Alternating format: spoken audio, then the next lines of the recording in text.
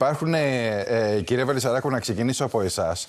Υπάρχουν πάρα πολλές καταγγελίες από πολίτες που μέσω και της εφαρμογής απόδειξη, την εφαρμογή καταγγελίες πολιτών, πέφτουν βροχή καταγγελίες για αποδείξεις, κυρίως σε νησιά, σε τουριστικούς προορισμούς. Είναι χιλιάδες, εκατοντάδες χιλιάδες. Είναι χιλιάδες, πάνω από 300.000 αυτή τη στιγμή είναι οι καταγγελίες που έχουμε για αποδείξεις.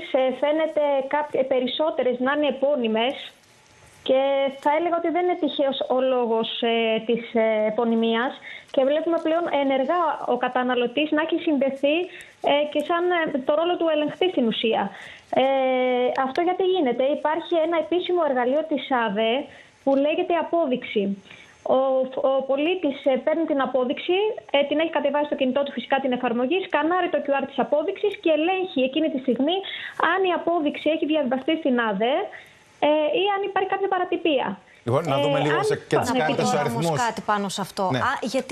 Γιατί να μπει στη διαδικασία να το κάνεις αυτό, αν δεν είσαι κακοπροαίρετος, λίγο, ρε παιδί μου? Κακοπροαίρετος γιατί? Σου λέει ο άλλος με κλέβει. Δεν μου κόβει απόδειξη. Εντάξει. Με την έννοια, ρε παιδί μου, θα πας κάπου, θα βάλεις τώρα να σκανάρεις. Θέλω να σου πω ότι πρέπει να το ψάξεις πολύ. Δεν λέω ότι κακώς το κάνουν. Υπάρχει επιβράβευση. Ορίστε. Υπάρχει επιβράβευση. Νομίζω μέχρι στιγμής τουλάχιστον δεν έχουμε δει να έχει δοθεί. Ωστόσο, τα ποσά κυμαίνονται από 100 ευρώ, είναι το δεκαπλάσιο της αξίας της συναλλαγής και φτάνει, είναι από τα 100 ευρώ μέχρι και 3.000 το ανώτατο. Άρα υπάρχει κίνητρο. Υπάρχει κίνητρο. Σωστά, υπάρχει κίνητρο. Απλά πρόσεξε τι λέει η κυρία Βελισσαράκου, ότι ακόμα όσοι έχουν κάνει τις καταγγελίες, γιατί είναι 225.551 καταγγελίες μέσω της εφαρμογής απόδειξη, δηλαδή εκεί που μπαίνεις σκανάρεις στην απόδειξη και βλέπεις αν είναι νόμιμη απόδειξη, αν είναι με POS εξωτερικού ενδεχομένως. 102.000 είναι επώνυμες, όπως είπα, είναι πολλές. Και υπάρχουν και άλλες 97.000 στην πλατφόρμα καταγγελίες πολιτών. Εκεί μπορεί να κάνεις καταγγελία για το οτιδήποτε. Ναι, πλέον είναι επίσημες οι καταγγελίες, γίνονται μέσω της καταγγελίας πολιτών. Από το Μάιο άλλαξε αυτό και δεν μπορεί να γίνει πλέον μέσω τηλεφώνου όπως γινόταν στο παρελθόν. Απλά θα ήθελα εδώ να τονίσω ότι το ότι κάποιος κάνει κάποια καταγγελία μέσω της εφαρμογής απόδειξης δεν σημαίνει αυτομάτως ότι θα πάρει και την επιβράβευση. Θα πρέπει να γίνει έλεγχος από την ΑΔΕ, να προκύψει παράβαση και από τη στιγμή που προκύψει όντως παράβαση και δηλαδή πρόστιμο, τότε ναι, μπορεί να πάρει αυτό το ποσό, το οποίο όπως είπαμε είναι από 100 ως 3.000 ευρώ το ανώτατο. Απλά το σημαντικό θα ήθελα να πω, γιατί το βλέπουμε πολλές φορές, είναι ότι να μην χρησιμοποιούμε εργαλεία κατά της φοροδιαφυγής ως εργαλεία για προσωπικές αντιπαραθέσεις. Ναι, έχουμε δει πάρα πολλές φορές να γίνεται αυτό. Και ξέρεις που το έχουμε δει ακόμα? Σε περιπτώσεις που έχουν να κάνει με beach bar, ο ένας καταγγείλει τον άλλον πολλές φορές. Ή το ένα μαγαζί καταγγέλει το άλλο, πηγαίνει εκεί η εφορία να. Και ξεκινάνε τα δικαστήρια.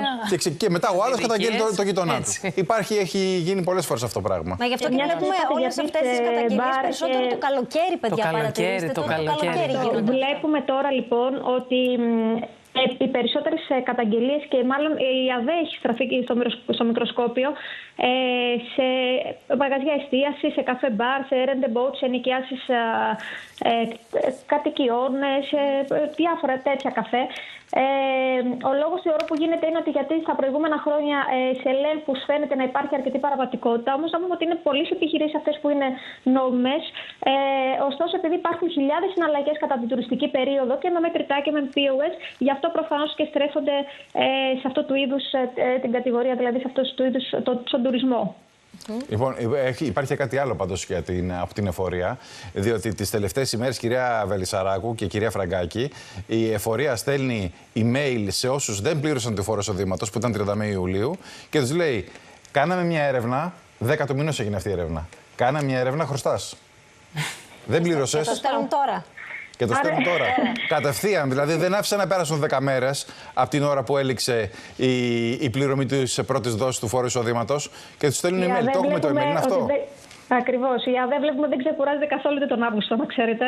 Κάθε Αύγουστο έχουμε αρκετά email, όπως και τώρα. Έχουν σταλεί αυτοματοποιημένα email. Αυτό το email που βλέπουμε τώρα είναι. Ακριβώς, ληξιπρόθεσμες οφειλές και παρακαλούμε για την άμεση ταυτοποίηση τους. Να πούμε ότι η πρώτη δόση σε όσους είχαν καθαριστικό σημείωμα έλεγε 31 Ιουλίου. Όσοι δεν το πλήρωσαν, προφανώς έχουν λάβει αυτό το email. Ή ακόμα και αν το πλήρωσαν, μπορεί να έχουν κάποια άλλη οφειλή, η οποία έχει καταστήλει ξυπρόθεσμη και γι' αυτό πάλι ενημερώθηκαν.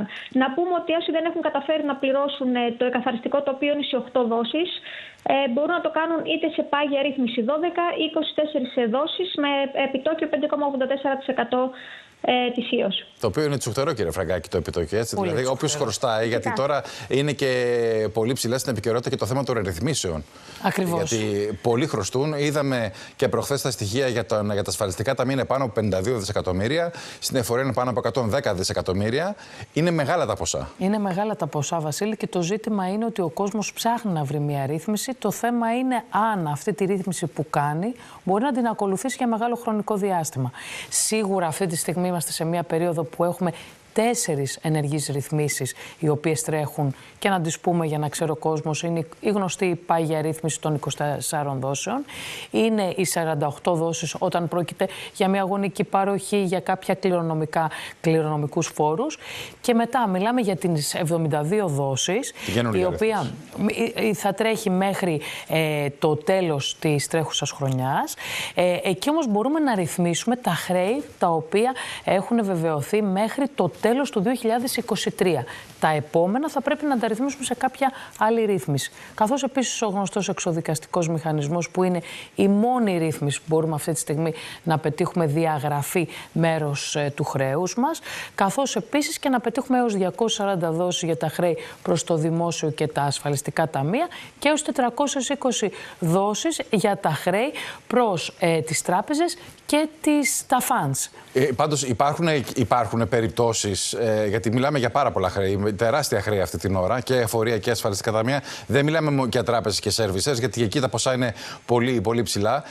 Υπάρχει κινητοποίηση σε ό,τι αφορά κατασχέσεις και πληστηριασμούς? Υπάρχει κινητοποίηση μεγάλη τόσο από την εφορία, που βλέπουμε κατάσχεση να γίνεται ισχύρας τρίτου για ποσά τα οποία κάποιες φορές υπερβαίνουν τα 500 ευρώ, δηλαδή αμέσως η εφορία θα τρέξει στη διαδικασία της κατάσχεσης. Βέβαια θα έρθει πρώτα το email που αναφέραμε. Μικρά ποσά, από 500 ευρώ και πάνω μπορεί να πάει σε κατάσχεση. Μπορεί να γίνει κατάσχεση, ναι. Τι λέτε τώρα? Και το ζήτημα είναι ότι ο πολίτης, εφόσον γίνει κατάσχεση, για να γίνει η άρση της κατάσχεσης, πρέπει να αποπληρώσει τη συγκεκριμένη οφειλή ή θα πρέπει να μπει σε μία ρύθμιση, να πληρώσει το 25% της συγκεκριμένης οφειλής και να τρέχει μία ρύθμιση στην οποία, αν χάσει 2 δόσεις, σε αυτή την περίπτωση χάνει και την ρύθμιση. Ακριβώς. Και το ζητάνε όλο το ποσό. Ναι. Συγγνώμη, ρε παιδιά, τώρα, γιατί αν είχε ο άνθρωπος που έχει το πρόβλημα να πληρώσει όλο το ποσό, δεν θα το έκανε από την αρχή? Προφανώς. Δηλαδή, για 500 ευρώ να μπαίνουν στη διαδικασία αυτή.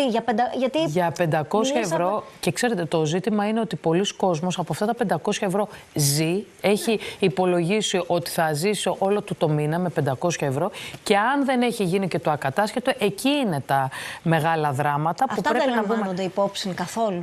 Το ακατάσχετο λαμβάνεται υπόψη, ευτυχώς, και έχει, αυτή τη στιγμή μιλάμε ότι το ακατάσχετο υπερβαίνει και τα 1.250 ευρώ που συζητάγαμε τα προηγούμενα χρονικά διαστήματα, που είναι τώρα στα 1.600 ευρώ.